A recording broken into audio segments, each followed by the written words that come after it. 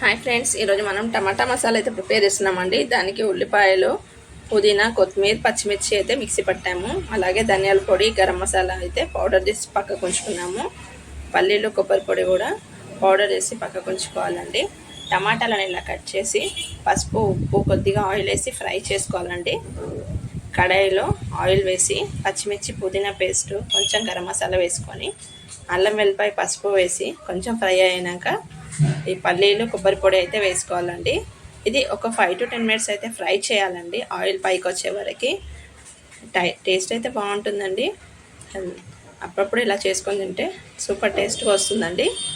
ఈ పచ్చిమిర్చి వేసాం కదా, కొంచెం కారం కూడా వేసుకొని కొంచెం సాల్ట్ అయితే వేసుకోవాలండి. కొంచెం ఫ్రై అయినాక టేస్ట్ కూడా బాగుంటుంది. ఆయిల్ కొంచెం పైకి వచ్చింది. ఇప్పుడు కారం మీకు తగినంత వేసుకోండి. కారం, పసుపు వేసుకోండి, సాల్ట్ అయితే వేసుకోవాలి.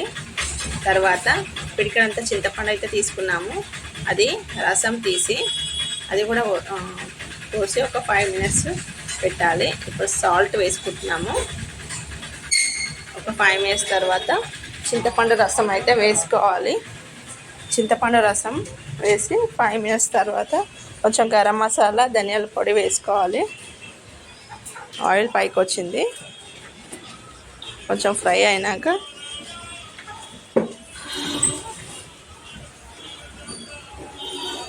కొంచెం టమాటాలు వేసుకోవాలండి. వేసుకొని ఒక 5 to 10 minutes అయితే పెట్టి స్టవ్ అయితే ఆఫ్ చేసుకోవాలి. టమాటాలు ఒక 10 minutes ఆల్రెడీ ఉడికాయి. ఒక 5 minutes 10 minutes అలా పెట్టేసి మళ్ళీ స్టవ్ అయితే ఆఫ్ చేసుకోవాలి. కొత్తిమీరతో గార్నిష్ చేయాలి. ఎంతో టేస్టీ టమాటా మసాలా అయితే ప్రిపేర్ అయిందండి. వీడియో నచ్చితే లైక్ చేయండి, షేర్ చేయండి, సబ్స్క్రైబ్ చేయండి ఫ్రెండ్స్. ఇది ఒక ప్లేట్లోకి తీసుకొని సర్వ్ చేద్దాం. కొత్తిమీరతో గార్నిష్ చేద్దాం.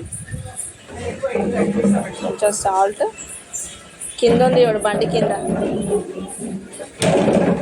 కొత్తిమీరతో గార్నిష్ చేద్దాం. వీడియో నచ్చితే లైక్ చేయండి, షేర్ చేయండి, సబ్స్క్రైబ్ చేయండి ఫ్రెండ్స్. Thanks for watching.